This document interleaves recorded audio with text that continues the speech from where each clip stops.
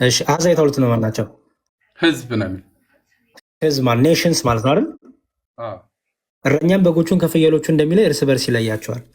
በጎቹን በቀኝ ፍየሎቹን በግራ ያቆማቸዋል። ንጉሥም በቀኙ ያሉትን እንዲህ ይላቸዋል፣ እናንተ የአባቴ ብሩካን ኑ፣ ዓለም ከተፈጠረበት ጊዜ ጀምሮ የተዘጋጀላችሁ መንግስቱ ረሱ፣ ተርቤ አብልታችሁኛል ይላቸዋል። በቀኝ ያሉትን በቀኝ ያሉት ተርቤ አብልታችሁኛል ጠምቼ ያላቸው ለምንድን ነው? ይቀጥሎ እዛው ላይ ራሱ ይመልሰዋል። አይ በቃ ይኸው ጻድቃንም መልሰው ጌታ ሆይ ተርበን አይተን መቼ አበላን? ተጠምተን አይተን መቼ አጠጣን? እንግዳስ ሆነን አይተን መቼ ተቀበልን? ወይስ ታስረን ወይስ አይተን መቼ አለበስን? ወይስ ታመን ወይስ ታስረን አይተን መቼ ወደ አንተ መጣን? ይሉታል። እርሱም እውነት እላችኋለሁ ከሁሉ ከሚያንሱ ከነዚህ ከወንድሞቼ ለአንዱ ስላደረጋችሁ ለእኔ ያደረጋችሁ ይላቸዋል። እዚህ ጋር ይያዙልኝ። እሺ እውነት እላችኋለሁ ከነዚህ ከታናናሾች ለአንዱ ይላል። ምን ማለት ነው? ከነዚህ ከሚያንሱ ከነዚህ ወንድሞቼ ታናናሾች ከነዚህ ከሚያንሱ ይልና ማርቆስ 9 ላይ እና ማቴዎስ 10 ላይ እነዚህ ታናናሾች ብሎ ያላቸው በግልጽ ያስቀምጣቸዋል። ማን ናቸው ወንድሞቼ የተባሉትን? ማን ናቸው እነዚህ? ከነዚህ ብሎ ይናገራቸዋል እኮ። ማን ናቸው እነዚህ የሚያንሱ ወንድሞቼ የተባሉት? እነማን ናቸው? እነዚህ ወንጌል ሲሰብኩ የነበሩት በስሜ ብሎ እናንተን የተቀበለ እኔን ተቀበለ ብሎ ያላቸው ታናናሾች ይላቸዋል። ጥያቄ ገብቶሃል? ቦርናጌን እነዚህ እነማን ናቸው? ስፔሲፊክ ንገረኝ።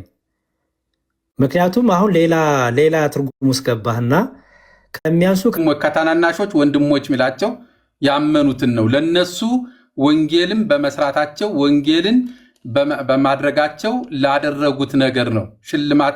ይሄ እኮ የሚለው ተርቤ አብልታችሁ ጠምቼ አጠጣችሁኛል ነው የሚለው እኮ እና እሱን እኮ ነው። ስለዚህ እነዚህ ለራሳቸው ወዳጆች ያደረጉት እንትን ነው ማብላትና መጠጣት ነው። እኔ አይደለሁም መጽሐፉ ነው የሚለው። አንተ እንደዛ ብለን የተረጎምከው ወንድሞች ነው የሚለው ከነዚህ ወንድሞች እንጂ ሌላ ያን እንደዚህ ድሃ የሆኑ የተራቆቱ ያነሱ ሰዎች ማለት አይደለም። አይ ሙሉ በሙሉ እሱ ማለት ከታናናሾቹ ብሎ ስል መጽሐፉ የሚለውን ነው። እኔ እኮ የምልህ መጽሐፉ ገባኝ። የአንተን ትርጉም ንገረኝ፣ የአንተ የምታምንበትን ንገረኝ። ወንድሞች የተባሉት አንዴ ቆይ፣ ትርጉምን በደንብ ግልጥ አድርግ ንገረኝ። ወንድሞች የተባሉት እነዚህ እነማን ናቸው አልከኝ? ያመኑ ሰዎች ናቸው። እነሱ ከሁሉ ከሚያንሱ ከነዚህ ወንድሞች ለአንዱ ነው የሚለው። ወንድሞቼ ብሎ ያላቸው የሚያምኑትን ነው።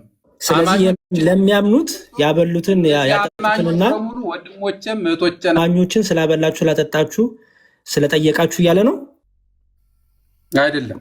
እሱ ስለጠየቃችሁ ብቻ ሳይሆን ከታናናሾች ብሎ ሲል ዮሐንስ 9 እስኪ 41 ያንብቡልኝ። ቦርናጌን እባክህ። በዚህ ጌታ ተርቤ አብልታችሁኛል፣ ጠምቼ አጠጥታችሁኛል፣ ታርዤ አልብሳችሁኛል ያለው ከነዚህ ከሚያንሱ ለታናናሽ ወንድሞቼ አድርጋችሁታል ይላቸዋል።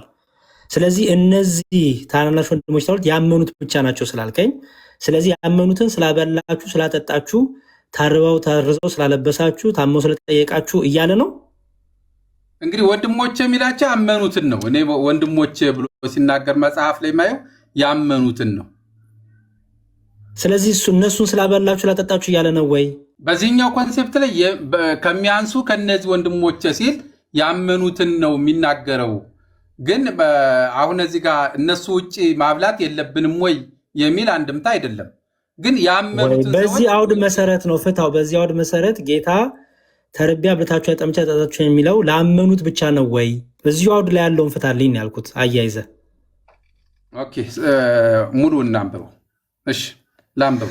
በቃ ወደ ውይይቱ እንመለስ፣ ችግር የለውም። ብዙ ቦታ አረጋገጥን። ያልከኝን ክፍል ላንብብ፣ ወደ ጥምቀቱ እንመለስ። እሺ ይህን ክፍል ግን እባክህ በደንብ አንብበው። እሺ ምክንያቱም ወንድሞች የሚለውን ከራእይ 20 ጋር ነው የሚያያዘው የመጨረሻው ዘመን። ይህን ገብተህ ትርጉምክ ላይ ገብተህ ይኸው። እሺ ወንድሞች የሚለው ምን ማለት እንደሆነ ይሄን አዲሱ መደበኛ ትርጉም አንተ የምትጠቀም መጽሐፍ ስለሆነ ብዙ ይረዳሃል። ወንድሞች የሚለው ማንን እንዳስቀመጠ ብዙ ይረዳነቱን ለመናገር። እሺ እንመለስ። የትኛውን የፈለግከው የነበረው? እኔ የፈለኩት ሁለቱን ነው። ዮሐንስ ወንጌል ምዕራፍ 3:36 እና ሐዋርያት ሥራ ምዕራፍ 16 ያሉትን ሁለቱን። እሺ በልጁ የሚያምን የዘላለም ሕይወት አለው፣ በልጁ የማያምን ግን የእግዚአብሔር ቁጣ በእርሱ ላይ ይኖራል እንጂ ሕይወት አያድንም። እሺ ምን ልፍታል እዚህ ላይ? ይሄ ሰው ሲያምን አንድ ሰው ሲያምን ምንም አያገኝም። ቅድም ካልተጠመቀ በስተቀር ይሄ ሰው ስላመነ አይድንም። በጣም ጥሩ። እሺ እዚህ ጋር እኛ መጽሐፍ ቅዱስ ዮሐንስ ወንጌል ብቻ አይደለም። መጽሐፍ ቅዱስ ከማቴዎስ ከራእይ ድረስ ያለው ደግሞ ብሉይ ኪዳን ደግሞ ትንቢትን የያዘ ነው። እየቆራረጥን የምንረዳ አይደለንም። የሆነች ነገር ብቻ ንቅስ እያደረግን እያወጣን ይሄ ማለት ይሄ አይደለም ብለን ትምህርት አንሰራም። ይልቁንም ይሄ በልጁ የሚያምን የዘላለም ሕይወት አለው። አዎ ሰው ካላመነ ሰው ክርስቶስን ካላመነ ቢጠመቅም ሻወር ነው እኮ አልኩ።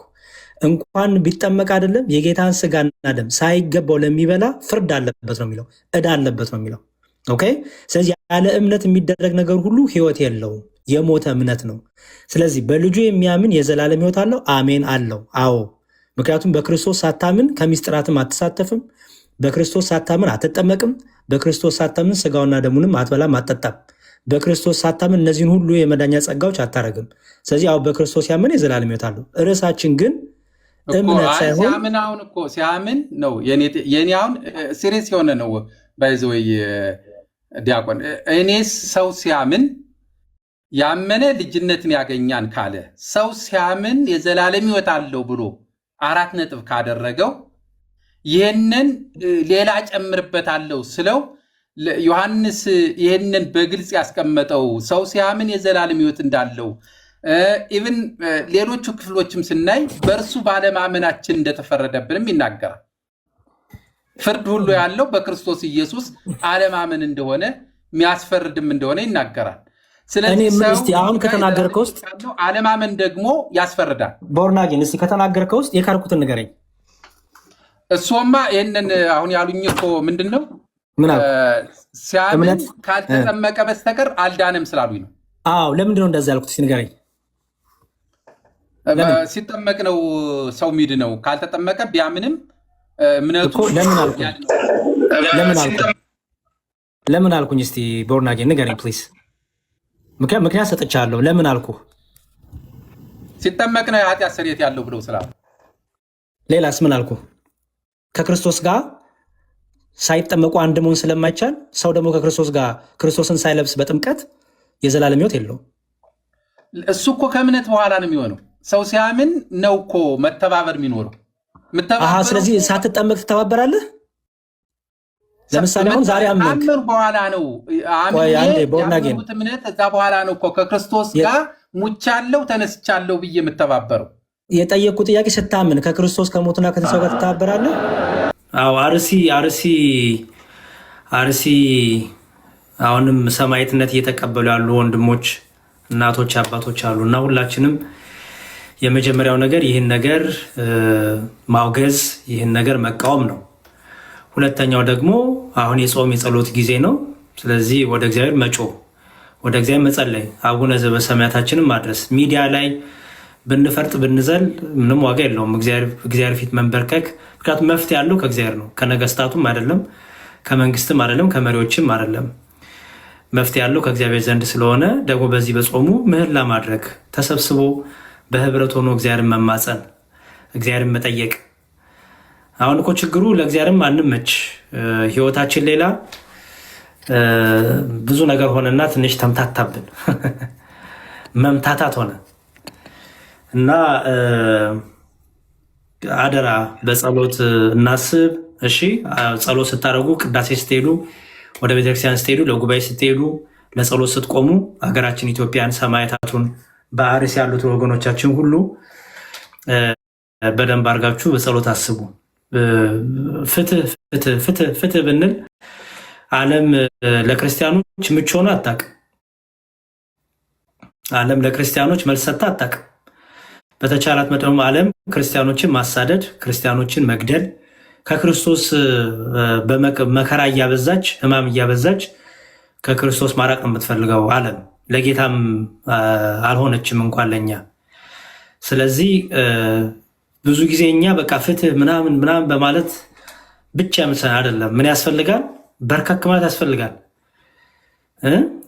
ከቂም ከበቀል ከውሸት ከሐሜት የወጣ ጸሎት ያስፈልጋል ወደ እግዚአብሔር ዘንድ ይደርስ።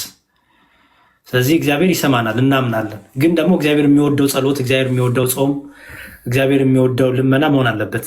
ቅድመ እግዚአብሔር የሚያደርግ ያለበለዚያ እንደዛ ፈሪሳዊና እንደዛ ቀራጭ ነው የምንሆነው። ፈሪሳዊው አስራት በኩራቱ አጣለው እንዲያረጋለሁ እያለ ሲመጻደቅ የነበረ፣ ቀራጩ ግን ደረቱን እየመታ ፊት ልቆም እንኳን አይገባኝም ኃጢአተኛ ነኝ በደለኛ ነኝ እያለ ራሱን በትህትና ዝቅ ያደረገ ነውና ያኛው የወንድሙን በደል እያየ ስለ ወንድሙ ሲያወራ፣ ይሄኛው ግን የራሴ ኃጢአት እንኳን በዝቶብኛል እያለ ደረቱን እየመታ አይኑን እንኳን ቀላ ማድረግ አፍሮና ፈርቶ እግዚአብሔር ፊት ቆመ። ስለዚህ የማን ጸሎት ተሰማ አለ ክርስቶስ? የዚህኛው የቀራጩ ጸሎት ተሰማ አለ። ፈሪሳውማ ሕግን ያውቃል መጽሐፍትን ያውቃል፣ ግን መጽሐፍትን ማወቅና ሕግን ማወቁ ጸሎቱን እግዚአብሔር ፊት እንዲያደርግ አላረገውም። እውቀት ከትህትና ጋር፣ እውቀት ከጥበብ ጋር፣ እውቀት ከፍቅር ጋር፣ እውቀት ከንስሐ ጋር፣ እውቀት ከጸሎት ጋር ሲሆን ነውና እግዚአብሔር እንዲያው ነፍሳቸውን ያሳርፍልን፣ በቃችሁ ይበለን። መከራ ሕማም የሚቀበሉትን ሁሉ እግዚአብሔር ነፍሳቸውን ይቀበልን። ደግሞ መከራ ሊያደርሱ ደግሞ ያሉትን ደግሞ እግዚአብሔር ወደ ፍቅሩ ይመልስልን። እኛ ይገልበጡ፣ ይገደሉ፣ ይቆረጡ አንልም። ከክርስቶስ እንደተማርነው ከእስጢፋኖስም እንደተማርነው የሚያደርጉትን አያውቁም ይቅር በላቸው ነው ከኛ የሚጠበቀውና የሴጣን ስራ ነው፣ የአጋንንት ስራ ነው። ስለዚህ እንደዛ እናድርግ። ሰላም ዲያቆንዬ፣ እንዴት አመሹ? እግዚአብሔር ይመስገን። እናንተ ጋር ሌሊት እኛ ጋር ቀን። አዎ እንደዛ ነው። እሺ ከኦርቶዶክስ ቤተክርስቲያን ነኝ እኔ። እሺ ምን ልታዘዝ? ጀምረው ነው ጥያቄው? የትኛውም ቶፒክ ላይ ይቻላል ጥያቄ? ማቆ ከሆነ መልሳለሁ፣ ካልሆነ ደግሞ ጠይቄ መጥቼ መልስላለሁ። ችግር የለውም ዲያቆን። ያው ከዚህ በፊት መልሶ ሜንሽን ሲያደርጉት ስለሰማው ነው። እንትን ስለ ቅዱሳን ነገረ ቅዱሳን ላይ ስናወራ አንደኛ ቆሮንቶስ ምዕራፍ 12 ላይ ያለችዋን ነገር ጠቅሰው ሲያወሩ ሰምቼ ነበር። ከዚህ በፊት የተሳሰርን ብልቶች ነን ብለው ነበር። በሰማያት ያሉት ቅዱሳንም እኛም የተሳሰርን ነን፣ ክፍሉ እንደዛ ነው የሚለው ብለው ነበር። እና ከፕሮቴስታንት ወንድመቶች የምንደረሰኝ ጥያቄ ክፍሉ ላይ ከመጀመሪያው ጀምሮ የሚያወራው አሉ ቤተክርስቲያን ውስጥ ስለተከፋፈለው የጸጋ ስጦታ ነው። ለሁሉም እንደየአቅሙ ይሰጠዋል የጸጋ ስጦታ። ብዙ ጸጋ ያለው የከበረ ይሆናል፣ ትንሽ ያለው ደግሞ ያው እንደመጠኑ እየወረደ ይሄዳል አሉ። እንደዚህ አይነት ጥያቄ ደርሶኝ ነበር። በዚህ ዙሪያ ምን ሊል ይችላል ዲያቆን? አይደለም ማንበብ ነው። ምን እልሃለሁ፣ ማንበብ ካነበብከው ሚውት አድርገልኝ። ድምፅ አለ ከጀርባ ማንበብ ነው ወንድም አለም። ካነበብከው እዛው መልሶ አለ። ሰው ስለ ጸጋ የሚያወራበት ክፍል አለ፣ ደግሞ ስለ ብልቶች የሚያወራበት ክፍል አለ። ስለዚህ እሱ መለየት ያስፈልጋል። ስለ ጸጋ የሚያወራውን በደንብ ማስቀመጥ ነው። ስለ አካል ብልቶች የሚያወራውን ደግሞ ማየት ነው። እንዲያውም ምንድነው የሚለው መሰለ አካል አንድ እንደሆነ ብዙ ብልቶች እንዳሉበት፣ ነገር ግን የአካል ብልቶች ብዙዎች ሳሉ አንድ አካል እንደሆኑ ክርስቶስ ደግሞ እንዲሁ ነው። አይሁድ ብንሆን፣ የግሪክ ሰዎችን ብንሆን፣ ባሪያዎችን ብንሆን፣ ጨዋችን ብንሆን እኛ ሁላችን በአንድ መንፈስ አንድ አካል ነን። አየው አሁን እያወራ ያለው እንዲሁ ስለ መክሊት፣ ስለ ጸጋ፣ ስለ አንድ ሰባኪ፣ ስለ አንድ ዘማሪ አይደለም የሚያወራው። ምክንያቱም ምንድነው የሚለው አስተውል። አይሁድም ብንሆን፣ የግሪክ ሰዎችን ብንሆን፣ ባሪያዎችን ብንሆን፣ ጨዋችን ብንሆን እኛ ሁላችን በአንድ መንፈስ አንድ አካል እንደሆን ተጠምቀናልና ይላል። አየው እያወራ ያለው በጥምቀት ወደ ክርስቶስ አካል የተጨመሩት ብልቶች ነው። ኦኬ አይሁዶች አሉ፣ ግሪኮች አሉ፣ ባሪያ፣ ጨዋ፣ በቃ ሁሉም አምነው ሲጠመቁ የክርስቶስ አካል ይሆናሉ፣ ብልቶች ይሆናሉ። ኦኬ ስለዚህ እያወራ ያሉ ስለምንድን ማለት ነው? ወደ ክርስቶስ አካል ስለተጨመሩት፣ ወደ ቤተክርስቲያን ስለተጨመሩት ብልቶች ነው የሚያወራው። ቀጠለና ሁላችንም አንዱ መንፈስ ጠጥተናል አለ።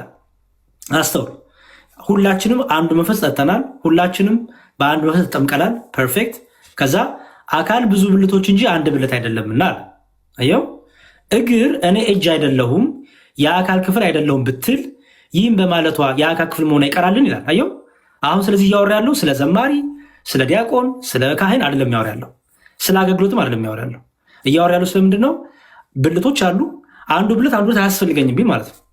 ኦልሬዲ ምን ሆነው ወደ ክርስቶስ በጥምቀት አንድ ሆነው ከክርስቶስ ጋር ከአካሉ ጋር አንድ ሆነው ኦኬ ግሪካዊ ላይ አይሁዳዊ፣ ጨዋ ያለ ባሪያ ያለ ሁሉ አንድ ሆነው ከዛ በኋላ ወደ አካል ተጋጥመው ያ የተጋጠሙት ብልቶች አካሉ ላይ ያሉት ብልቶች አንዱ አያስፈልገኝ ማለት አይችልም። ምን ማለት ነው?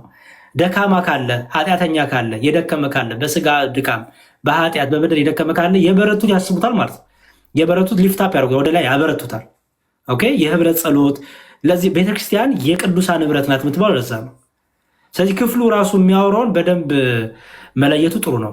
ሰው ከዛ ምን አለ እኔ እጅ አይደለሁም የአካል ክፍል አይደለሁም ብትል ይህም በማለቱ የአካል ክፍል መሆን አይቀራልን? ጆሮም እኔ አይን አይደለሁም የአካል ክፍል አይደለሁም ቢል ይህም በማለቱ የአካል ክፍል መሆኑ ይቀራልን? አካል ሁሉ አይን ቢሆን መስማት ወዴት በተገኘ? አየው ሁሉ መስማት ቢሆንስ ማሽተት ወዴት በተገኘ? አሁን ግን እግዚአብሔር እንደወደደ ብልቶችን እያንዳንዳቸውን በአካል አድርጓል። ሁሉ አንድ ብልት ቢሆኑስ አካል ወዴት በሆነ? ዳሩ ግን አሁን ብልቶች ብዙዎች ናቸው፣ አካል ግን አንድ ነው። አይን እጅን አታስፈልገኝም ልትለው አትችልም። ወይም ራስ ደግሞ እግሮችን አታስፈልጉኝ ሊላቸው አይችልም። ነገር ግን አለ አስተውል፣ ደካሞች የሚመስሉ የአካል ብልቶች ይልቁንም ያስፈልጋሉ። እንዴ እነዚህ ደካሞች ተብሎ ጸጋ ያላቸው ማለት ነው። ባይዘው ያለ ጸጋ ያለ መክሊት የተፈጠረ ሰው የለም። ይህን ወቅ ሁላችንም ጸጋ አለን፣ ሁላችንም መክሊት አለን። ያለ መክሊት ያልተፈበቃ ባዶ የሆነ ሰው የለም። በተለይ መንፈስ ቅዱስን በጥምቀት ስታገኝ ጸጋ ነው የሚሰጥህ። ኦኬ ጸጋ መንፈስ ቅዱስ ያድርባል። ጸጋ ታገኛለህ። ቁጭ ብሎ መማር እኮ ጸጋ ነው። የእግዚአብሔርን ቤት መጥረግ እኮ ጸጋ ነው። ፕሮግራም መምራት እኮ ጸጋ ነው። አየህ ለሰዎች ወንጌል መመስከር እኮ ጸጋ ነው። ቆመ መዘመርም ጸጋ ነው። አየህ ሰው ልዩ ልዩ ጸጋዎች አሉ። አሁን ግን እያወራ ያለው ስለምንድን ነው ማለት ነው?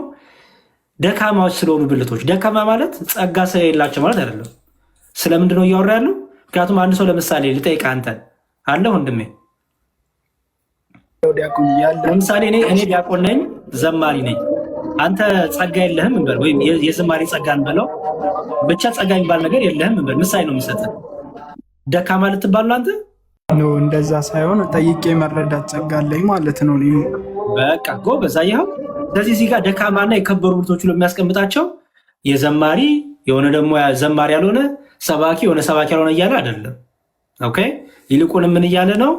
በአካሉ ላይ ሆኖ ብልቶች ሆኖ ተጨምረው ግን በስጋ ድካም ያሉ የክርስቶስ አካል ናቸው።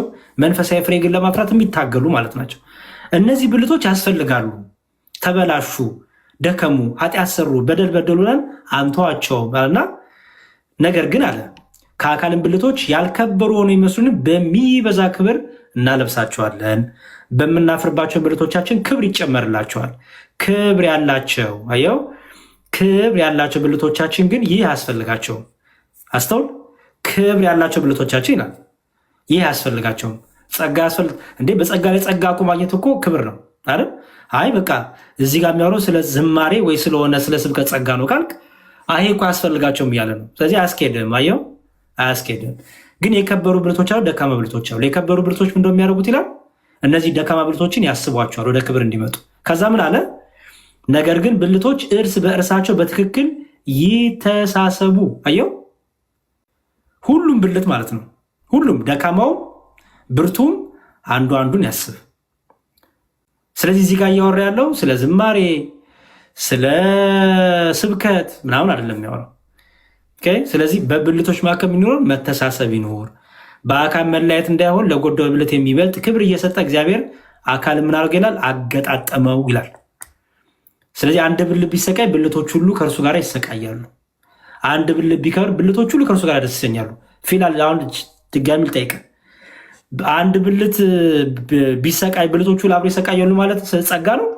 መክሊት ነው? የዝማሬ የስብከት ጸጋ ማለት ነው? እንደዛ ሳይሆን ያው በአንዱ ብልት ላይ የሚደርስ መንፈቅናም ሊሆን ይችላል፣ ሌላም ነገር ሁሉንም የቤተ ክርስቲያንን ህብረት ያስጨንቃል መሰለኝ። በቃ ህብረቱ በቅርብ ያ ህብረት ያ የቤተ ክርስቲያን ህብረት ያ የክርስቲያኖች ህብረት አንዱ አንዱን ያግዛል ነው። በምን? በጸሎት በምልጃ በልመና ያግዛል። በሚያስፈልገው በስጋም በነፍስም ያግዟል ማለት ወደ ክብር እንዲመጣ። ከዛ ግን ዝቅ አለና ምን አለመሰለ አሁን ደግሞ ከታች ቁጥር 28 ላይ እግዚአብሔርን በቤተክርስቲያን አንዳንዶቹን አስቀድሞ ሐዋርያትን አየው፣ ሁለተኛ ነቢያትን፣ ሶስተኛ ማስተማሪዎችን፣ ቀጥሎም ታምራት ማድረግን፣ ቀጥሎም የመፈወስ ስጦታ እርዳታንም አገዛዝንም የልዩ ልዩ ልሳኖችንም አድርጓል። ሁሉ ሐዋርያቶች ናቸውን? ሁሉስ ነቢያቶች ናቸውን? ሁሉስ አስተማሪዎች ናቸውን? ያለ ደግሞ ስለ ልዩ ልዩ ጸጋ ያወራል ማለት ነው። ስለዚህ ክፍሉን በደንብ አድርጎ ማጥናት ነው ወንድም። ችግሩ ፕሮቴስታንቱ ጋር መቻቸውን እየለቀሙ ስለሚወስዱ ያለው በዛም ነው ችግር የሆነው። ይሄ ሁሉ ለመቃወም ነው የቅዱሳኑን ነገር። እሺ እግዚአብሔር ይስጥልኝ፣ አመሰግናለሁ። አሜን አሜን። እሺ አዲስ ሰላም ብያለሁ። ሰላም ዲያቆን፣ እንዴት ነው አባቴ? እግዚአብሔር ይመስገን። አለሁ እግዚአብሔር ይመስገን። ተመስገን። ከኦርቶዶክስ እምነት ነኝ። እሺ እንዴት ነው መከታተል ነበር የገቡት? ባታወርደኝ ደስ ይለኛል። ምን አልከኝ? ባታወርደኝ ደስ ይለኛል። ትምህርቱ ለመከታተል ነው የገቡት። አሃ መቼ አወርዳለሁ አልኩኝ። ኧረ ተው ግን ተው። ወረድ የሚል ፊደል እንኳን ካፌ ወጥቷል። ተው አይደለም። አይ እሺ ችግር የለውም ተቀመጥ። መምህራኑ ምንድነው ጥያቄዎች እየበዙ ከመጡ ነው እንጂ የሚበዙ ከሆነ ቦታ ላይ ካይለ ነው እንጂ ተቀመጥ ነው ያረ ችግር የለውም። እንዲያውም እንዳይበርበዝ ነው ከበፍታ ታረጉ እንዳልፈራ ይሆናል። እሺ ዛሬ ብዙ አልቆይም። ባይዘወይ ብዙ ስለማልቆይ ድንገትም ነው የገባሁትና አንዳንድ ነገሮች ጥቂት ነገር እንናገር። በተለይ በምኩራብ ሳምንት ምን ይደረግ ምንድነው ትምህርቱ የሚለውን ጥቂት ነገሮች ባነሳላችሁ ደስታዬ ነው በእውነት። እና እስቲ ጥቂት ደቂቃ እንናገራለን። በየቤተክርስቲያኑ በእርግጥ ትምህርት ተሰጥቷል። ትናንት ዕለት ሰንበት ያስቀደሳችሁ ካላችሁ ግን እስቲ በደንብ ደግሞ ከኔ ጋር በተለይ ይሄ በእግዚአብሔር ቤት እንዴት መመላለስ እንዳለብን፣ በእግዚአብሔር ቤት እንዴት መኖር እንዳለብን በተለይ አገልጋይ የሆንን ምዕመንም የሆንን እንዴት ነው መመላለስ ያለብን፣ የእግዚአብሔር ቤት እንዴት ነው መፍራት ያለብን፣ ምኩራብ ላይ ምንድን ነው የሚሰበከው? ዘወረደ ላይ የተሰበካለ፣ ቅድስት ላይ የተሰበካለ። አሁን ደግሞ ምኩራብ መተናል። ምኩራብ ላይ እንግዲህ አንድ ሳምንት ይሄ ሳምንት ጠቅላላ ምኩራብ እየተባለ ይሰበካል። ኦኬ እና በዛ ላይ እናወራለን። አንድ ሚዩት አድርግልኝ ፕሊዝ አሌክዛንደር። እሺ ማን ነው ሌላ ጥያቄ? ፋይሳ ነው የሚለው። ፋይሳ ሰላም ዲያቆን፣ እንዴት ዋላችሁ? እግዚአብሔር ይመስገን። ጥያቄ የለኝም፣ እኔ ቁጭ ብዬ ለመማር ነው። ኦኬ እሺ ኤልዳና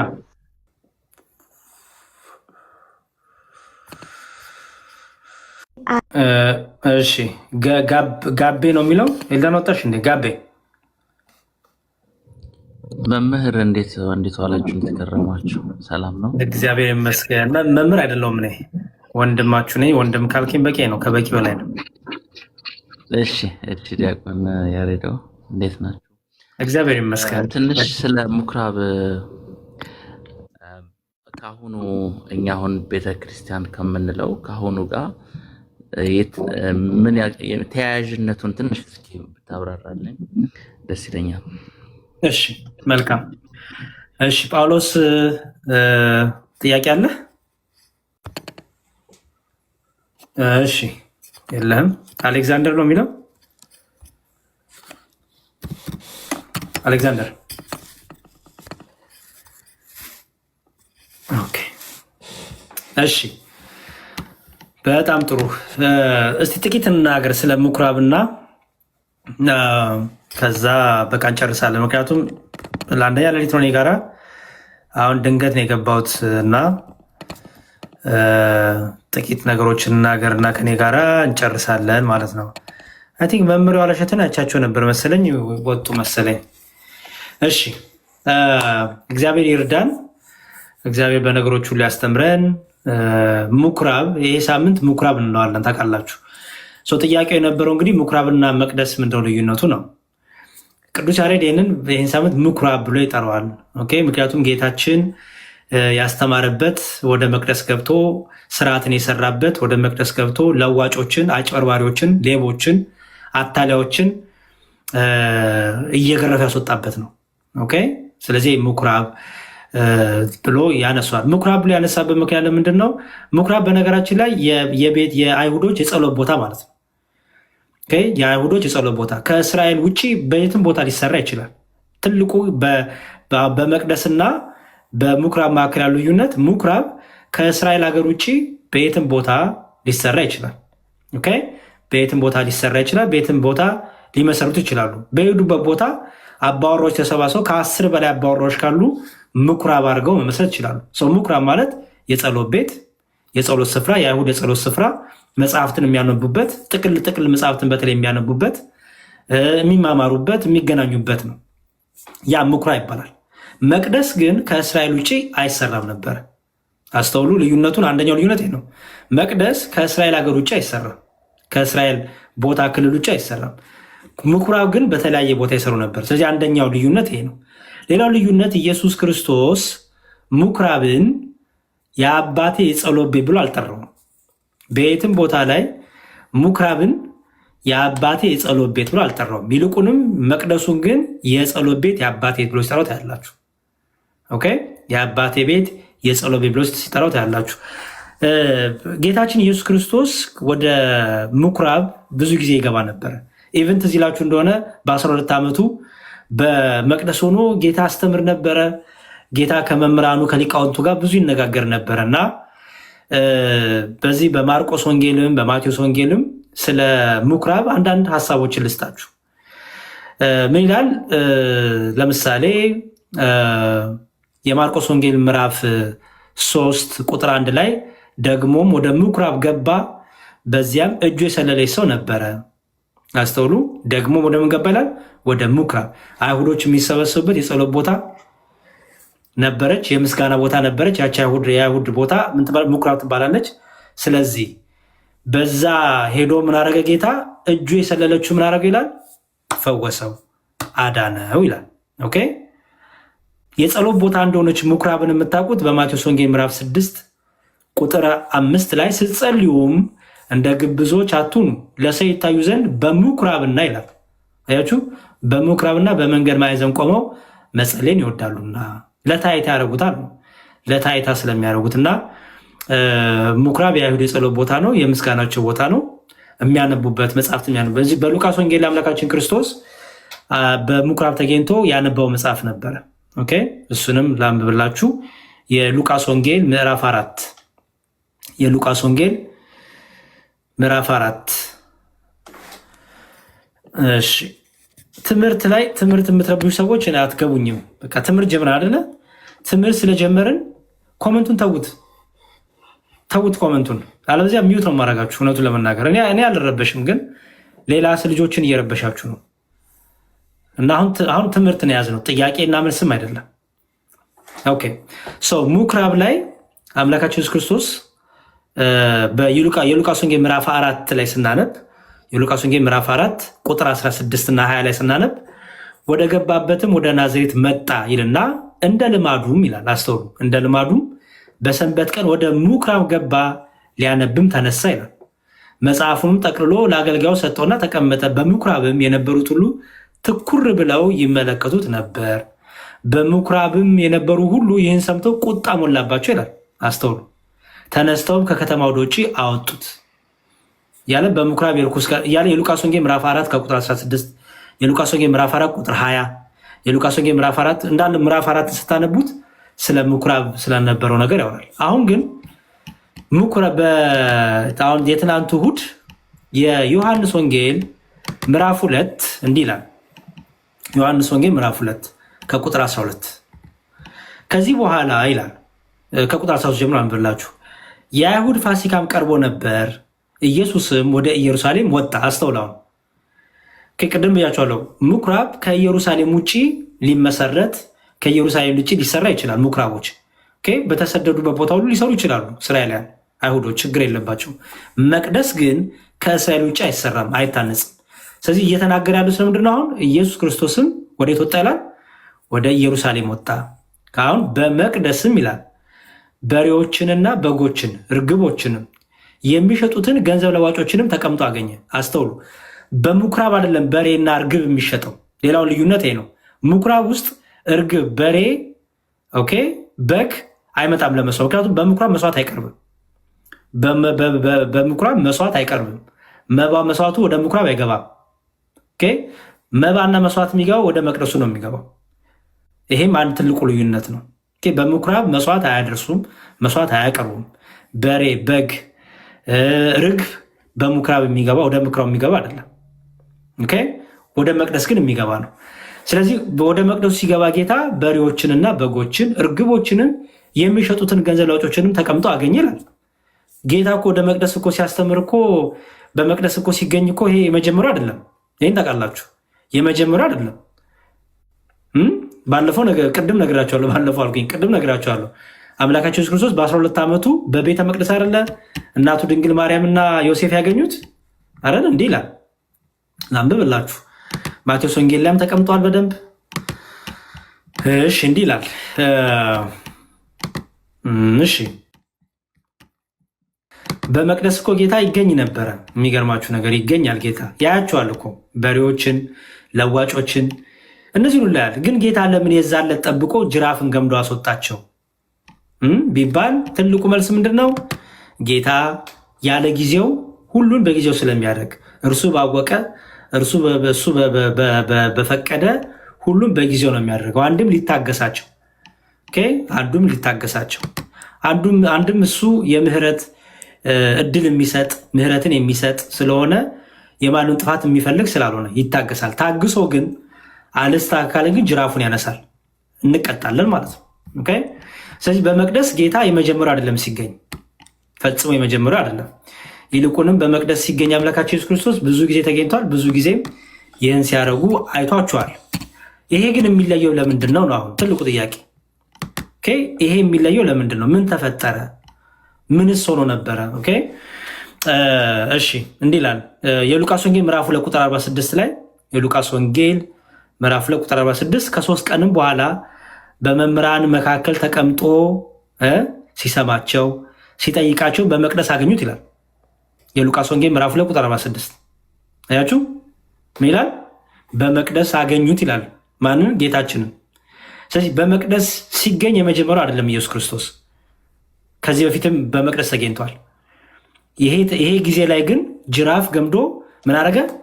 እየገረፈ ያስወጣበት፣ የእርግቡን፣ የበሬውን፣ የበጉን እነዚህን ሁሉ ፈቶ ያወጣበት፣ ለዋጮችን ደግሞ እየገረፈ እቃቸውን የገለበጠበት፣ የሚለውጡት ነገር የገለበጠበት። በጣም ተቆጥቶ ነበር ጌታ። በነገራችን ላይ ጌታ ተቆጣ ተብሎ በተለያየ ክፍል ተነግሮለታል። ጥቂት ክፍሎች ናቸው ጌታ ተቆጣ የተባለለት። አንደኛው ክፍል ይሄ ነው። ዋናው ተቆጥቶ ነው የሚለው። ተቆጥቶ ጌታም ነው የሚለው። ጅራፍን ገመደ ነው የሚለው። ስለዚህ ጌታ ተቆጣ ተብሎ 3-4 ቦታ ተነግሮለታል። አንደኛው ይሄ ነው። ሁለተኛው ደግሞ በዚህ በማርቆስ ወንጌል የምናገኘው ህፃናት ትዝ ይላቸዋል። ህፃናት ወደሱ ሲያመጡ ሲገፈትሯቸው ወይ ደግሞ ቆይ ሲሏቸው ከጌታ ሲያርቋቸው ተቆጥቶም ይላል። ላንብብላችሁ። እሱንም ተቆጥቶም ይላል እዚህ ማርቆስ ወንጌል ላይ ስለ ጌታ መቆጣት ሲያወራ የማርቆስ ወንጌል እንዲህ ይላል። የማርቆስ ወንጌል ምዕራፍ 10 ቁጥር 14 የማርቆስ ወንጌል ምዕራፍ 10 ቁጥር 14 ላይ ኢየሱስ ግን አይቶ ተቆጣና ይላል። የማርቆስ ወንጌል ምዕራፍ 10 ቁጥር 14 ኢየሱስ ግን ምን አለ? አይቶ ተቆጣና ህፃናቱን ወደ እኔ ይመጡ ዘንድ ተው፣ አትከልክሏቸው፣ የእግዚአብሔር መንግስት እንደነዚህ ላሉት ናትና አለ። አያችሁት? ስለዚህ ተቆጣ ተብሎ ተነግሮለታል። አንደኛው እንግዲህ ዛሬ በቅዳሴያችን የተነበበው ትናንት ማለት ነው በእናንተ የተነበበው የዮሐንስ ወንጌል ምዕራፍ 2 ነው። ምን ይኸው ምን ይላል? በመቅደስም በጎችና እርግቦችን የሚሸጡትን ገንዘብ ለዋጮችንም ተቀምጦ አገኘ። የገመድም ጅራፍ አበጅቶ ሁሉን በጎችን በሬዎችን ከመቅደስ አወጣቸው። የለዋጮችንም ገንዘብ አፈሰሰ፣ ገበቶቻቸውንም ገለበጠ። ርግብ ሻጮችንም ይህን ከዚህ ውሰዱ፣ የአባቴ ቤት የንግድ ቤት አታደርጉት አላቸው። ደቀ መዛሙርቱም የቤት ቅናት ይበላኛል ተብላ የተጻፈ አሰቡ። ስለዚህ አይሁድ መልሰው ይህን ጠየቁት ይላል። አስተውል። አሁን እዚህ ጋር ነው የምፈልገው። ምን የሚል የአባቴን ቤት የንግድ ቤት አታደርጉት የሚል ቃል አለ። እነዚህ ሰዎች የእግዚአብሔርን ቤት የጸሎት ቤት፣ የምስጋና፣ የፍቅር፣ የይቅርታ፣ የመጽናኛ ቤት የሆነውን የመነገጃ ቦታ አደረጉት። መነገድ ንግድ። አሁን ታውቃላችሁ ንግድ ክስረት አለው፣ ትርፍ አለው፣ ውሸት አለው፣ ክርክር አለው፣ ማታለል አለው አይደለ? ንግድ ቦታ መርካቶ ስትሄዱ በጣም ውሸታም ሰዎች ሞልተዋል። እያጭበረበሩ የሚሸጡ፣ በሚዛን የሚያታልሉ፣ በገንዘብ የሚያታልሉ፣ የሚሰርቁ አይደለ? የንግድ ቦታ በጣም ብዙ ብዙ ምስቅልቅል፣ ትርፍ አለው፣ ክስረት አለው።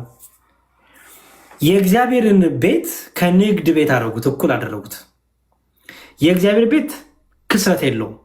የእግዚአብሔር ቤት በፍቅር የተሞላ ነው። የይቅርታ ደጅ ነው። የእውነት ደጅ ነው፣ መጽናኛ ነው፣ ከምስጢራት የምንካፈልበት ነው፣ ክቡር ስጋን ክቡር ደም የምንበላበት ነው፣ የምንዘምርበት ነው፣ የምናመልክበት ነው፣ ቅዳሴ የምንቀደስበት ነው የእግዚአብሔር ቤት። ችግሩ ግን እኛ የምናደርገው የእግዚአብሔር ቤት ንግድ አረግ ነው። የአባቴን ቤት የንግድ ቦታ አረጋችሁት። ንግድ የተባለ ማጭበርበራችን በእግዚአብሔር ቤት እየተገኘን የምናጭበረብረው ማጭበርበር። አንድም የእግዚአብሔር ቤት የተባለው እኛ ነን። በነገራችን ላይ እኛ ራሳችን ታውቃላችሁ። በመጽሐፍ ቅዱስ 3 አይነት መቅደስ አለ። አንደኛው መቅደስ እኔና እናንተ ነን። እናንተ የእግዚአብሔር ማደሪያዎች መቅደሶች አይደላችሁ ምን እንደሚል እኔና እናንተ የእግዚአብሔር መቅደሶች ነን፣ የእግዚአብሔር ማደሪያዎች ነን፣ የመንፈስ ቅዱስ ማደሪያዎች ነን። ይሄ እኛ ምን እንባላለን ማለት ነው? መቅደስ እንባላለን። ሁለተኛው መቅደስ ደግሞ የክርስቲያኖች ህብረት ነው። የኔና የእናንተ ህብረትን ይባላል፣ መቅደስ ይባላል። ኢየሱስ ክርስቶስ ምን አለ?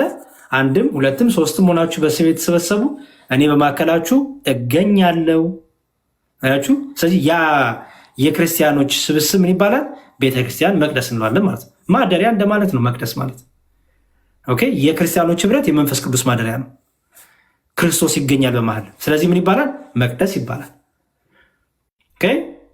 ሶስተኛው ደግሞ ህንፃ ቤተክርስቲያኑ፣ ህንፃው ሚስጥራት የምንፈጽምበት፣ ስጋው ደግሞ የምንቀበልበት፣ ልጆቻችንን የምናጠምቅበት፣ ቃለ እግዚአብሔር የምንሰማበት፣ አምልኮ የምንፈጽምበት፣ ህብረት ፍቅር የምናደርግበት፣ ፈውስ ስጋ ፈውስ ነፍስ ያለበት ይሄ ደግሞ ይባላል ህንፃ ቤተክርስቲያኑ ማለት ነው። እኛ ኦርቶዶክሲያን ምን አለን? ህንፃ ቤተክርስቲያን አለን። እኛ አዳራሽ የለንም። ምክንያቱም ህንፃ ቤተክርስቲያን አለን። ምን የምናደርግበት፣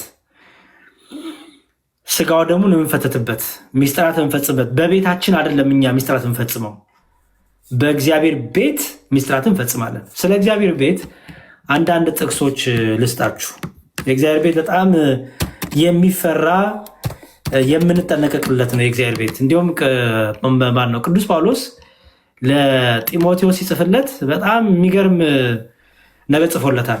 አንደኛ ጢሞቴዎስ ምዕራፍ 3 ቁጥር 15 አንደኛ ጢሞቴዎስ ምዕራፍ 3 ቁጥር 15 አንደኛ ጢሞቴዎስ ምዕራፍ 3 ቁጥር 15 ይላል፣ ብዘገይ ግን በእግዚአብሔር ቤት በእግዚአብሔር ማደሪያ ቤት አስተውሉ፣ በእግዚአብሔር ማደሪያ ቤት እንዴት መኖር እንዴት እንደሚገባ ታውቅ ዘንድ እጽፍልሃለሁ። ቤቱም የእውነት አምድና መሰረት የሕያው የእግዚአብሔር ቤተ ክርስቲያን ነው። ቤተ ክርስቲያን ነው። ምንድን ነው? ቤት ነው። ቤቱም የእውነት አምድና መሰረት ነው። ጉልላቱ ክርስቶስ የሆነለት በክርስቶስ ደም የከበረ መላእክት ከኛ ጋሉበት፣ ቅዱሳኑ ከኛ ጋሉበት፣ ሰማዕታቱ ከኛ ጋሉበት፣ ማህበረ መላእክቱ ከኛ ጋር ያለበት የሰማይ ደጅ የሆነች። ለዚህ ነው ስንገባ ወደ ቤተክርስቲያን ሰላም ለኪ ቅድስት ቤተክርስቲያን አምሳለ ኢየሩሳሌም እንላለን አይደል? የሰማያዊት ኢየሩሳሌም አምሳል የሆንሽ በምድር ያለሽ በምድር የተተከልሽ ግን ሰማያዊውን የምታሳይን አንቺ የሰማያዊቱ ኢየሩሳሌም ምሳሌ የሆንሽ ቅድስት ቤተክርስቲያን ሰላም ልሻለሁ እንላለን። ስለዚህ ምን እንላለን ማለት ነው? አስተውሉ። ቤቱ የእግዚአብሔር ቤት ምንድን ነው? የእውነት አምድና መሰረት ነው። ለምን? መሰረቱ ምን ስለሆነ? ኢየሱስ ክርስቶስ ስለሆነ። ክርስቶስ የሌለበት ቤተ መቅደስ፣ ክርስቶስ የሌለበት ቤት፣ ክርስቶስ የሌለበት ቤት ዝም ብሎ ህንፃ፣ ዝም ብሎ አዳራሽ ነው። ዝም ብሎ አዳራሽ ነው። ስጋው ደግሞ የማይፈተትበት፣ የጌታ ስጋና ደም የማይበላበት የማይጠጣበት፣ ክርስቲያኖች ተገናኝተው የጌታን ስጋና ደም የማይበሉበት የማይጠጡበት ዝም ብሎ አዳራሽ ነው። ዝም ብሎ ሄዶ ፓርቲ እንደመጨፈር ነው። እኛ ስቴጅ የለንም። ሾው አይደለም የምናሳየው፣ ጭፈራ አይደለም የምናሳየው። እኛ መሰዊያ አለን። መሰዊያችን በቤተ መቅደሱ አለ፣ በእግዚአብሔር ቤት አለ። በመሰዊያችን ላይ ክቡር ስጋን ክቡር ደሙን እንፈትታለን። አስተውሉ። በመሰዊያ ላይ እናደርጋለን፣ የጌታን ስጋና ደም እናቀርባለን። ስለዚህ እኛ በቤተክርስቲያናችን እኛ ምን የለንም? ስቴጅ የለንም፣ መድረክ የለንም። ያለን ምንድን ነው? መሰዊያ ነው ያለን። መሰዊያ አለን። ከሌሎቹ የሚለየን ከፕሮቴስታንቱ የሚለየን ይሄ ነው። ፕሮቴስታንቱ በተለይ ጴንጤቆስታል ምን አላቸው? ስቴጅ ነው ያላቸው፣ መድረክ ነው ያላቸው። እኛ ደግሞ መሰዊያ አለን። ስለዚህ እኛ ምናለን? የእነሱ አዳራሽ ነው እንዳለን። እኛ ደግሞ መሰዊያ ስላለን ከአንዱ ስጋና ከአንዱ ደም ስለምንበላ ስለምንጠጣ እኛ ምን ላለን? መቅደስ አለን፣ ቤተክርስቲያን አለን፣ የእግዚአብሔር መገኘቱ ያለበት የእግዚአብሔር ማደሪያው የሆነ ቤተክርስቲያን አለን እንላለን። ያቺ የተከበረች ቦታ፣ ያቺ የፍቅር ቦታ፣ ያቺ የእግዚአብሔር መገኘቱ እየድን የምንጽናናበት እንዴ! በጣም እኮ የሚገርም ነው። ቤተክርስቲያን እኮ ቢቆለፍ፣ እስቲ ኮመንት ላይ መልሱልኝ። ቤተክርስቲያን ተቆልፎ በር ላይ ሄዳችሁ ጸልያችሁ አታውቁም? በር ላይ ሄዳችሁ ጸልያችሁ አታውቁም? መልሱልኝ ኮመንት ላይ። ቤተክርስቲያን ቢቆለፍም በር ላይ ሄዳችሁ እያነባችሁ ከእግዚአብሔር ጋር እያወራችሁ ጸልያችሁ አታውቁም? ቅዳሴ በሌለበት ሰዓት ታውቃላችሁ አይደል? ኦኬ። እስቲ ከፕሮቴስታንቱ ወንድሞቻችን ማነው አዳራሽ ከተዘጋ ከተቆለፈ በኋላ ጨርሰው አምልኳቸውን ጨርሰው ከሄዱ በኋላ ተመልሶ መጥቶ እዛ አዳራሹ በሩ ጋር ቆሞ ጸሎት የሚያደርጋለ? ጸሎት የሚያደርጋለ? የለም፣ የለም። ኦኬ። ልዩነቱን ይዩት። እኛ የእግዚአብሔርን ቤት ያን ህንፃውን ለእኛ ድንጋይ ብቻ አይደለም ብረት ብቻም አይደለም የእግዚአብሔር መገኘቱ አለበት። ለምን? መሰዊያው ባለበት እግዚአብሔር አላ። መሰዊያው አለ እዛ። የጌታ ስጋና ደም ይቀርባላ። የጌታ ስጋና ይፈተታላ። የጌታ ስጋና ደም በሚፈተትበት ክርስቶስ ይገኛል። ስለዚህ ሁሌም ሄደን ወደ ቤቱ ሄደን ከእግዚአብሔር ጋር እናገራለን። ወደ ቤቱ ሄደን እግዚአብሔርን እናየዋለን፣ እናናገር፣ አባታችንን አምላካችንን እናናግረዋለን።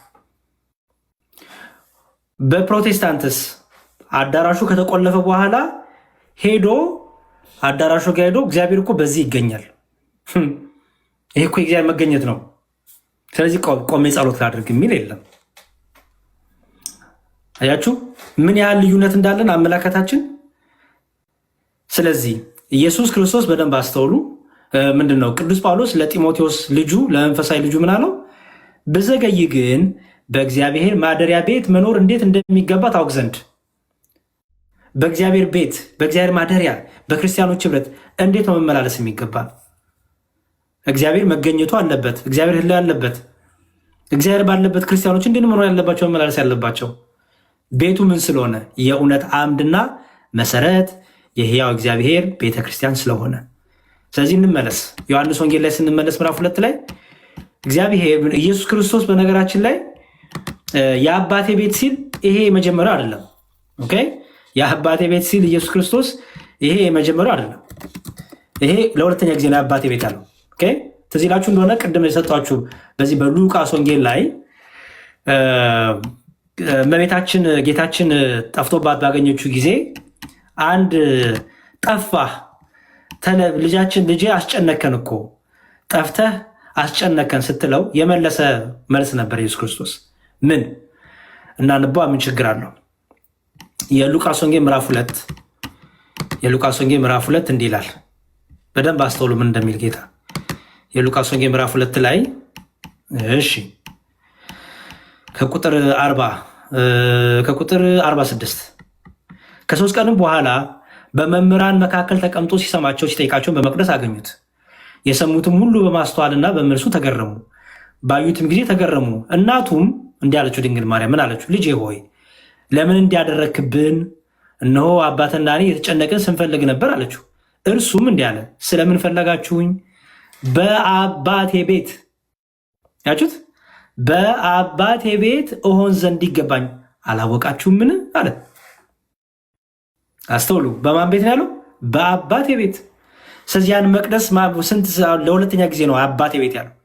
አንዳንድ ሰው በቃ የዮሐንስ ወንጌል ምዕራፍ 2 ላይ ብቻ የአባቴ ቤት ያለ ይመስላችኋል። ነው አስቀድሞ ገና በ12 ዓመቱ በመቅደስ ያገኙትም ምን ብሎ መልሷል? መቅደሱን የአባቴ ቤት ብሎ ጠርቶታል። አያችሁ። ኋላ ደግሞ በዮሐንስ ወንጌል ምዕራፍ 2 ላይ በዛሬ እያጠናን ባለ ነው ለዋጮችን ደግሞ ገርፎ ካወጣ በኋላ ምን አለ? የአባቴን ቤት የንግድ ቤት አደረጋችሁት ብሎ ደግሞ ሲቆጣት ያላችሁ። ስለዚህ መቅደሱን የአባቴ ቤት ሲሉት ያላችሁ። አንድም ቦታ ላይ ግን ምኩራብን የአባቴ ቤት አይለው። ኦኬ። ስለዚህ ከዛ እንደዚህ ያደረገ ጌታ እርግብና ዮሐንስ ወንጌል ምዕራፍ 2 ላይ እንደምታነቡት ሚላል ምን አስወጣ? እርግብን አይደለ? እርግብን ሌላስ? በሬን እና በጎችን። አስተውሉ። 3 ነገሮችን አምላካችን ኢየሱስ ክርስቶስ ከመቅደስ አስወጣ። ምን? በሬ፣ በግ፣ ርግብ።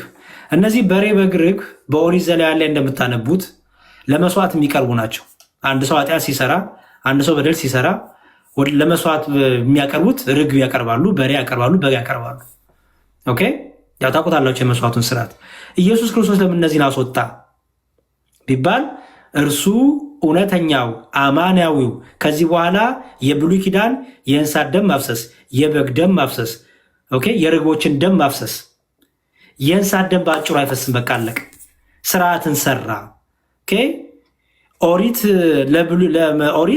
ለአዲስ ኪዳን፣ ብሉይ ኪዳን ለአዲስ ኪዳን ጥላው ነውና ሊመጣ ለአማናዊ በግ ለእውነተኛው መስዋዕት ጥላው ነውና ያስተራደበ የእንስሳቱ መስዋዕት ለአማናዊ መስዋዕት ጥላ ነውና ደም ሳይፈስ ስርየት የለም።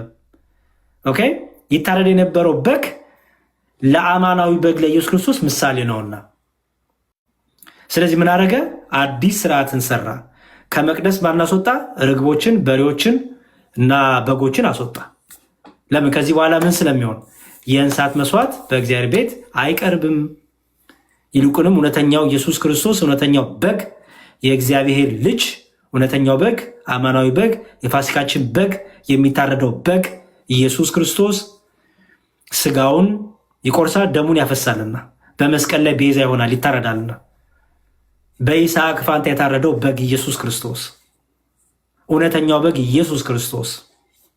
ኦኬ፣ በሸላቾች ፊት ዝም እንደሚል በግ የተባለ ኢየሱስ ክርስቶስ። ስለዚህ ምን አደረገ? ርግቦችን፣ በሬዎችንና በጎችን ከቤተ መቅደስ አስወጣ ማለት ነው። በጣም ጥሩ። ቀጠለ። ከዛ ደግሞ ይላል ለዋጮች ደግሞ መጡ። ለዋጮች አስተውሉ። የለዋጮችን ገንዘብ አፈሰሰ፣ ገበታዎቻቸውንም ገለበጠ ይላል። እነዚህ ናቸው በጣም በጣም በጣም በጣም አስቸጋሪዎች ለዋጮች የተባሉ። ኦኬ፣ ለዋጮች የተባሉ ሙስሊሞች ምን ሆናችኋል? አሁን የሆነ ነገር ብናገር ልታብዱ ነው። እኔ ግን ባለጌ አይደለሁም እንደናንተ።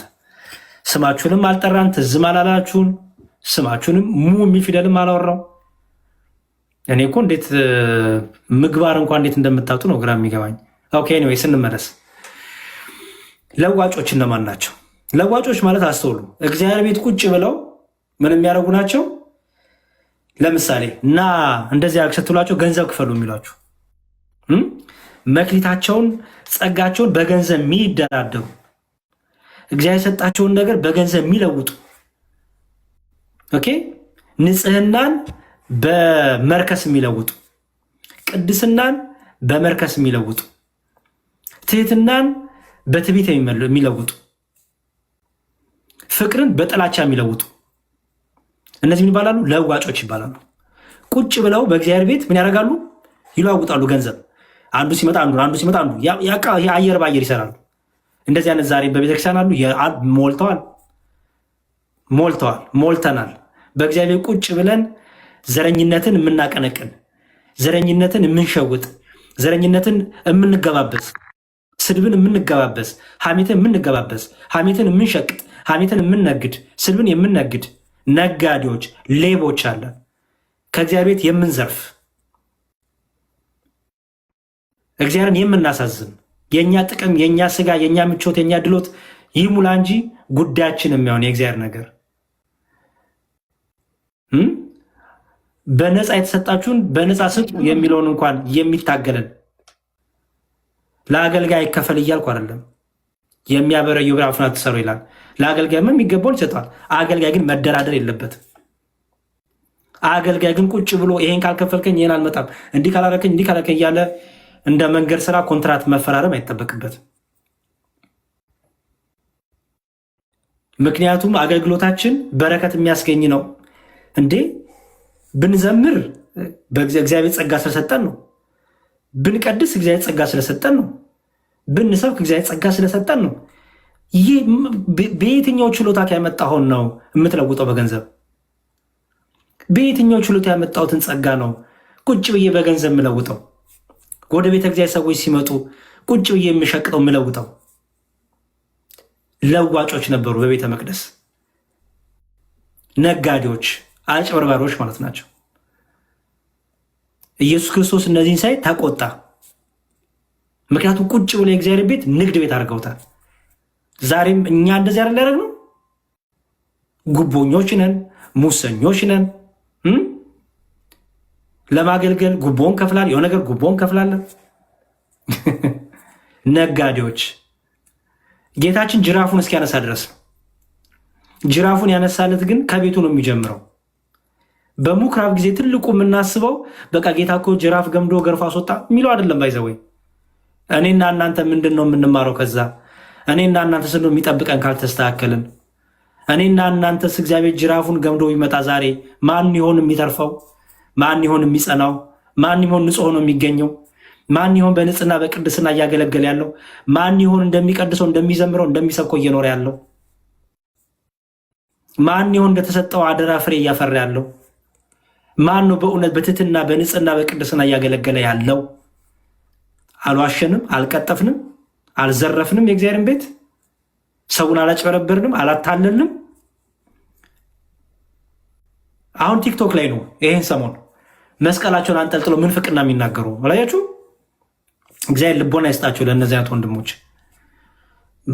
ትልቅ መስቀል አንጠልጥለው እኔ ኦርቶዶክስ ነኝ፣ በቃ ጥምቀት አያድንም፣ እኔ ኦርቶዶክስ ነኝ፣ ቁርባን አያድንም፣ ምንም ለዋጮች ይባላሉ እነዚህ። እግዚአብሔር ቤት ቁጭ ብለው ምንፍቅናን የሚለውጡ ክርስቲያንን እያሉ የሚያጨረብሩ ለዋጮች፣ እውነተኛውን ትምህርት በክደት ትምህርት የሚለውጡ ለዋጮች ይባላሉ። ወይ ወጥተው አልወጡ ወይ ደግሞ እግዚአብሔር ቤት ሆነው ደግሞ የሚለውጡ አሉ። የቤተክርስቲያኗን ትምህርት፣ የቤተክርስቲያኗን መክሊት፣ የቤተክርስቲያኗን ጸጋ በምን በክደት የሚለውጡ በምንፍቅና የሚለውጡ ይሄ ባይዘዌ ለዋጭነት ነው። እግዚአብሔር ጅራፉን እስኪያነሳ ነው። በዚህ ቲክታክ ላይ ፉን ምናምን ስላልን አይደለም። ስለዚህ ክርስቶስ ምን አደረገ? የእነዚህ ለዋጮችን ገንዘብ አፈሰሰ፣ ገበቶቻችንን ሁሉ ገለበጠ። ርግብ ሻጮችንም ይህን ከዚህ ውሰዱ አለ። ውሰዱ፣ አውጡ፣ ከዚህ ርግባችሁን ውሰዱ፣ አውጡ፣ በሬዎቻችሁንም ውሰዱ፣ በጎቻችሁንም አውጡ፣ ከዚህ ውሰዱ። የቤት ቅናት ይበላኛል ተብሎ ንጻፈ አስቡ ይላል። የት ነው የተባለው? የቤት ቅናት በልታኛለች የሚለው የት ነው የሚገኘው? ጌታችን ይሄን ሐዋርያቱ ይህን ሲያስቡ የት የተጽፈው ነው ብንል መዝሙረ ዳዊት ላይ እናገኘዋለን። መዝሙረ ዳዊት ላይ በዚህ በመዝሙረ ዳዊት ያለውን ላንብብላችሁ። ዲያቆኑ በልዑል ድምፅ ከፍ ብሎ ምን ያደርገዋል? ይህን ያዜመዋል፣ ይሰብከዋል። ቅዳሴ ላይ ምስባክ ይህን ይሰብካል። እስመ ቅናተ በላኒ እያለ የቤት ቅናት በልታኛለችና። መዝሙረ ዳዊት በአፕሊኬሽን የምጠቀሙ ከሆነ መዝሙር 69 በአፕሊኬሽን የምጠቀሙ ከሆነ መዝሙር 69 ከቁጥር 9 ላይ አለላችሁ። በአፕሊኬሽን የምጠቀሙ ከሆነ በኖርማሉ የምጠቀሙ ከሆነ መዝሙር 68 ላይ አለላችሁ። መዝሙር 68 ቁጥር 9 ላይ ምን ይላል? የቤት ቅናት በልታኛለችና የሚሰዱን ስድብ በላያ ላይ ወድቋልና፣ ነፍሴን በጾም አስመረርኋት ለስድብም ሆነብኝ ይላል። ኦኬ፣ የቤት ቅናት በልታኛለች። ስለዚህ የትኛው ትዝ አላቸው? በመዝሙረ ዳዊት የተነገሩት ትንቢት ትዝ አላቸው።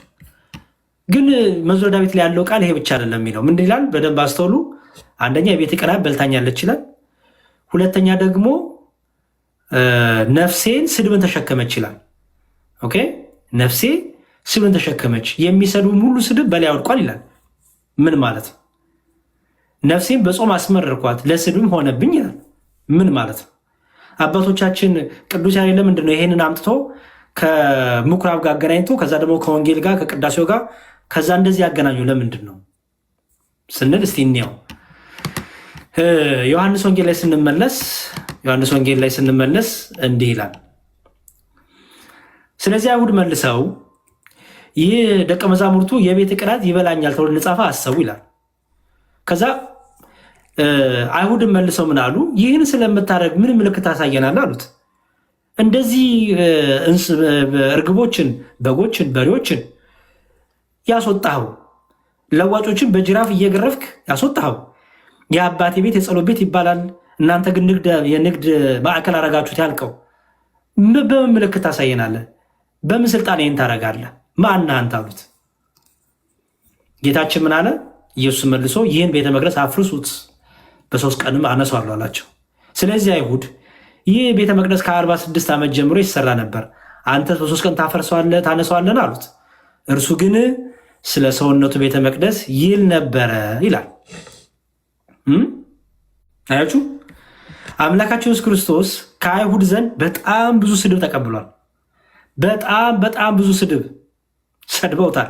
ጋኔን አለብህ፣ ቤልዜቡል አለብህ። ኦኬ፣ በጣም ብዙ ስድብ ሰድበውታል ጌታችን። አይሁዶች ያልሰደቡት ስድብ የለም። ከመስቀላቸው በፊትም ሰድበውታል፣ ሰቅለውትም ሰድበውታል። ሮማውያን ቢሰቅሉትም አይሁዶች ግን ሲዛበቱበት ነበረ። ፈሪሳውያኑ ይሰድቡት ነበር።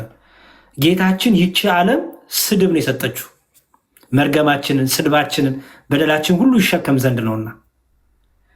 ቅድም ምናልን ስናነበብ መዝሙረ ዳዊትን የቤት ቅናት በልታኝ ያለቻልና ያ ስድብ ያ አመፃ በላይ ላይ ያለው አያችሁ። የእግዚአብሔር ቤት ቅናት እውነት ይበላናል እና እንዳንተ አሁን ቲክታክ ላይ ታችሁ ከሆነ የሆነ አስተያየት ተሰጠን ብለን ቡራ ከረዮ ምንል የሆነ ሲሆነ ነገር ነቀፈኝ ብለን አይናችን ፈጦ ቪዲዮ ምንሰራ የሆነ አስተያየት ተሰጠን ብለን በቃ ቁጭ ብለን ለዛ ሰው ስድብን ምንመልስ ኮመንት ላይ ነገር ተሰደኩላችሁ እጥፍ የምትሳደቡ እጥፍ የምንሳደብ የሆነ ነገር ተነካው ብለን የስድብ ቪዲዮ ምንሰራ እጥፍ ስድብ እጥፍ ሐሜት እጥፍ ክፋት ምንመልሳለን። እንደዛ አይደለም። እኛ ክርስቲያኖች እንደዛ መሆን የለብንም። ስለ ቤቱ ስለ እግዚአብሔር ቤት ስለ ሰውነታችን አንድም በቤቱ ደግሞ ስላለው ህብረት ስድብ መከራ ብንቀበል የቤቱ ቅናት እዛ ደስ ያደርሰን ይገባል። ለቤት ቅናት አይኔ እኮ ስለ እግዚአብሔር ቤት ምቀና ነው ብለን ብንሳደብ እኛ እኮ ስለ እግዚአብሔር ቤት ቀንተን ነው ብለን ክፋት ብናረግ ሐሜት ብናማ ቁጭ ብለን አይሆንም። የቲክቶክ ባህሪ ከእግዚአብሔር ቤት ቅናት ጋር አይገናኝም። እናስተካክል።